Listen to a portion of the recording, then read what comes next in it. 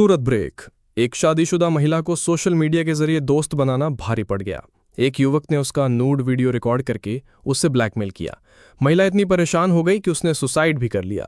जब अमरोली पुलिस को इस बारे में पता चला तो वे महिला के पास पहुंचे और उससे बचाया। फिर वे ब्लैकमेलर तक पहुंचे। आरोपी मूल रूप से बिहार का रहने वाला था। पुलिस में शिकायत होने के बाद वो छत्तीसगढ़ भाग गया था। अमरोली पुलिस ने गाड़ी की नंबर प्लेट का इस्तेमाल करके उसे पकड़ा। आरोपी मूल रूप से बिहार का रहने वाला है। मोन्टू कुमार उपाध्याय, रिपोर्टर शकील शाह। देखते रहिए आइदल पब्लिक न्यूज। વિસ્તારમાં એક પરિણીત મહિલા આત્મહત્યા કરવા જઈ રહેલ હોવાની માહિતી પોલીસ ડિપાર્ટમેન્ટને મળેલી.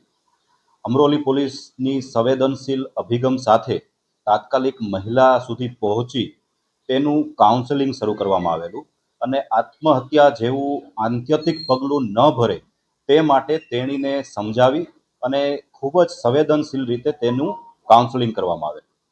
કાઉન્સેલિંગ દરમિયાન જે માહિતી મળેલી તે ચોંકાવનારી હતી.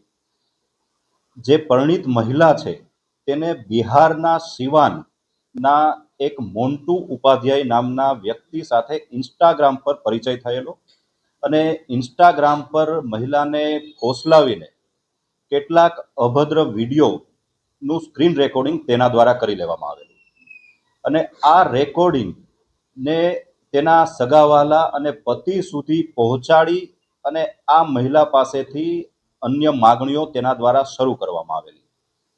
આ ઘટનાથી ગભરાઈને મહિલાએ આત્મહત્યા સુધીની આત્યંતિક પગલું ભરવા માટેની તૈયારી કરેલી, પરંતુ પોલીસ સુધી આ મામલો આ રીતે પહોંચતા કાયદેસરની કાર્યવાહી કરી એફઆઈઆર દાખલ કરવામાં આવેલી અને આરોપીને ઝડપી પાડવા માટે અમરોલી પોલીસના ડી સ્ટાફના સિલેક્ટ કરેલા કોન્સ્ટેબલરી સ્ટાફને મોકલવામાં આવેલા.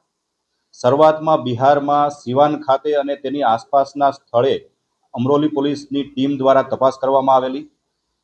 આરોપીને આ બાબતની જાણ થતાં આરોપી છત્તીસગઢ ખાતે અને મધ્યપ્રદેશ ખાતે અલગ અલગ સ્થળે ભાગી ગયેલ.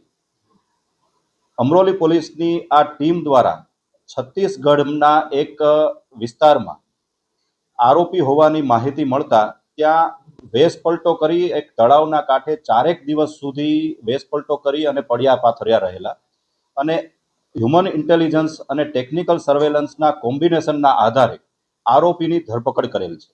આરોપીને હાલમાં ધરપકડ કરી ગુજરાત સુરત અમરોલી પોલીસ સ્ટેશન ખાતે લાવવામાં આવેલ છે અને તેની વિરુદ્ધમાં કાયદેસરની કાર્યવાહી હાથ ધરવામાં આવેલ છે. આરોપી કોઈ દેખીતો કામ ધંધો તો ખાસ કરતો નથી, તે અંગેની તપાસ ચાલુ છે, પરંતુ મુખ્યત્વે ઇન્સ્ટાગ્રામ ઉપર મહિલાને ફસાવી તેના વિડીયો રેકોર્ડિંગ કરી તેના પરિવારને બતાવી દેવાની ધમકી આપી તેના પાસેથી અભદ્ર અને અનૈતિક માગણી કરતો હોવાનું તપાસ દરમિયાન સામે આવેલ છે.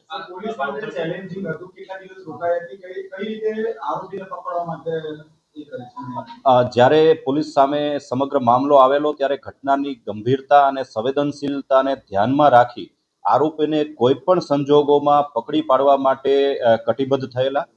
આરોપીને પકડવા માટે અમરોલી પોલીસની ટીમે 3000થી વધારે કિલોમીટરનો પ્રવાસનું અંતર કાપેલું.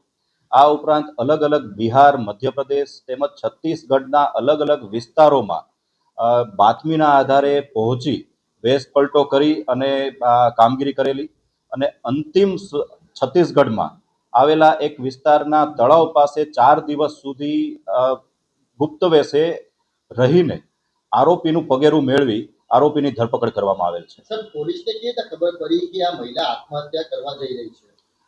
જે રીતે આપણને આપ સૌને ખ્યાલ છે કે સુરત શહેર પોલીસ માનનીય પોલીસ કમિશનર શ્રી અનુપમસિંહ ગેહલોત સરના માર્ગદર્શન હેઠળ નબળા વર્ગ પ્રત્યે અને સ્ત્રી અને બાળકો પ્રત્યે ખૂબ સંવેદનશીલ છે અને તેમને પડતા કોઈ પણ પ્રશ્નો માટે હંમેશા જાગૃત રહે છે.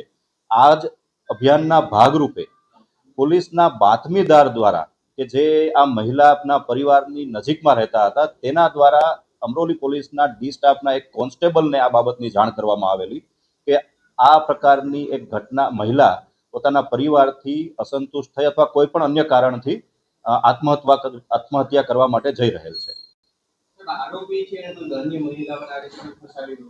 એ બાબતની તપાસ હાલમાં ચાલુ છે. આરોપીને બિહાર અને છત્તીસગઢ ખાતેથી સુરતમાં હાલમાં લાવવામાં આવેલ છે અને તેની અટકાયત કરી આગળની પૂછપરછ ચાલુ છે. સર, કેટલું ચેતવણીનો કિસ્સો, કારણ કે એક મહિલા કોઈ અજાણ્યા પર વિશ્વાસ કરે છે, એની સોશિયલ મીડિયાના મારફતે.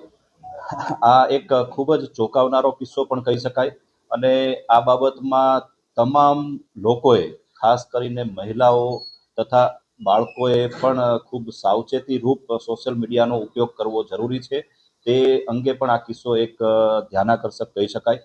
કેમ કે અજાણ્યા વ્યક્તિ સાથે ટેલિફોન પર આ પ્રકારની માગણીને વશ થઈ અને તેની માગણી પૂરી કરીને ટેલિફોન પર, ખાસ કરીને સોશિયલ મીડિયા પર આ પ્રકારે વાત કરવી અને વિડીયો કોલ પર વાત કરવી, તેનો ખૂબ ગંભીર પરિણામ આવી શકે છે. તે પણ આ કિસ્સા દ્વારા જાણી શકાય છે. ઓકે.